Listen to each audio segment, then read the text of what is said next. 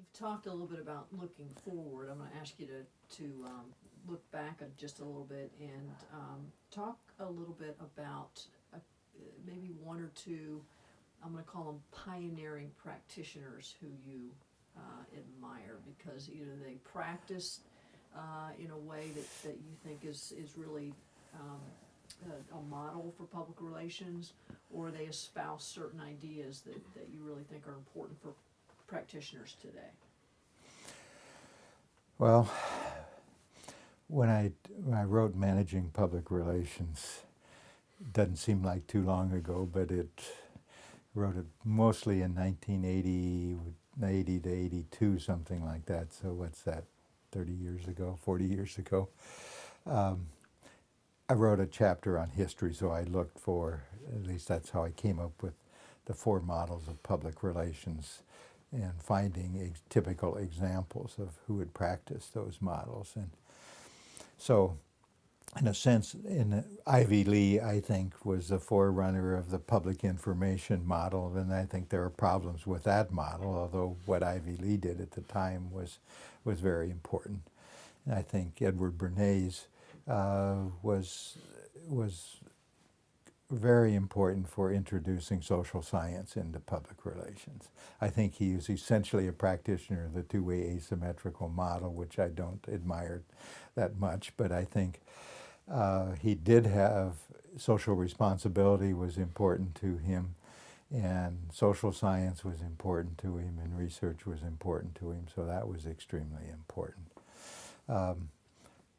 Perhaps you're representing the Page Center, so Arthur Page has to be, I think, one of the most, if not the most important practitioners of public relations, because if you look at the Page principles, if you look at what he did at AT&T, they're really the embodiment of the theories that I've taught and developed, from social responsibility to symmetrical communication to, I think, often people think of me mostly as symmetrical communication, but I think the most important public relations theory to me is the strategic management role of public relations, that public relations is involved in decision making and consul's management before decisions are made, and I think Arthur Page did that to a great deal.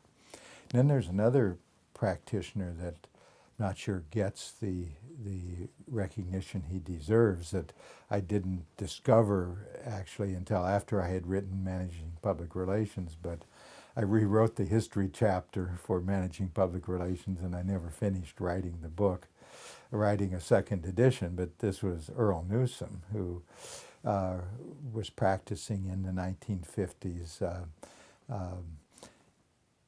I believe he worked for Ford Motor Company and among others, and he always saw his role as a counselor, as a public relations firm, to put himself out of business, that he would help counsel public relations practitioners in a corporation on how to do public relations so that they wouldn't need to do that. And there's some famous examples of he counseling. And again, I believe it was Ford that he counseled to do this, that he should provide medical benefits to employees at a time when all of the other companies were fighting the idea because they didn't want to pay for it. And so the labor relations were much improved as a result of that. Then I have to, when it comes to public relations education, I think Scott Cutlip is the father of public relations education. Scott was my teacher. When I went to the University of Wisconsin, I had been an undergraduate student at Iowa State University. Actually, I had never taken a public relations course, but in my PhD program, I sat in on Scott's introductory public relations theory course. And I was studying, at the time I was studying agricultural journalism at agricultural economics. I'd studied agricultural journalism as an undergraduate, and so, but I wanted to go to work for an agricultural industry. And till the Vietnam War came about, and I decided a PhD program was more in my interest than visiting Vietnam at that time. So that's another story. But Scott always referred to me as that kid from ag journalism who took my course. But when Scott won the research award from AEJMC, we did a program for him. And I went back and read the first edition of his textbook and so on, and I could find every concept basically in there that I've used, from environmental scanning to management function and so on. It was not as well developed theoretically, but I think Scott set the stage for public relations education. And he fought all of the early battles with journalism deans and educators over whether public relations was just applied journalism or whether it had a theoretical basis of its own. Person who was very influential for me was Jim Tyrone at AT&T, and Ed Block at AT&T. Ed Block was vice president at AT&T at that point, and he asked Jim Tyrone, who was a researcher, to set up an evaluation research program for AT&T. This was in the 1970s. And I worked with Jim for about a 5-year period, and he really instilled in me the idea that the theories had to be practical. And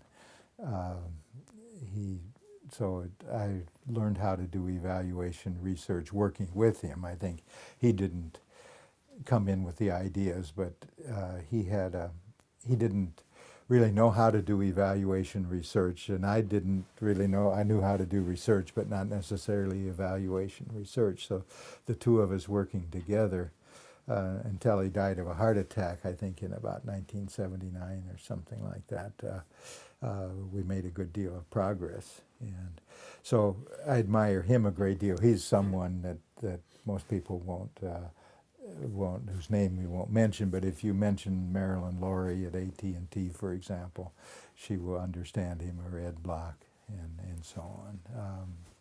Harold Burson I admire a great deal. I think that what he talks about now, I think, are very similar concepts. He used to say, people ask me, what should I say? You know, I could be called in by management and asked, what should I say? And now they're called in to say, what should I do? And I think that's an important change. I think Johnson & Johnson, Larry Foster and Bill Nielsen, who you're going to interview also, they set an excellent example.